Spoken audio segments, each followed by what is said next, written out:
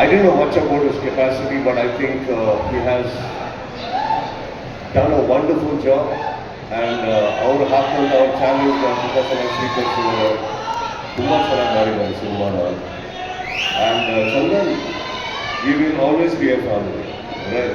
Thank you so much. And thanks everybody here. Love you.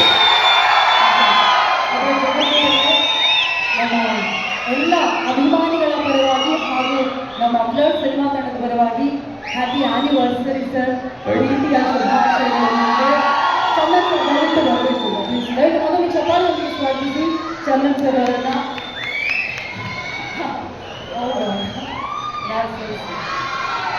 Chandan sir ಈಗ Sudeep sir ಹೇಳಿದ ಹಾಗೆ ಒಂದು ಫ್ಯಾಮಿಲಿ ಇದ್ದಾಗ ಅಲ್ಲಿ ಥ್ಯಾಂಕ್ ಯು ಎಲ್ಲ ಹೇಳ್ಬಿಡುತ್ತ ಅಂದರು.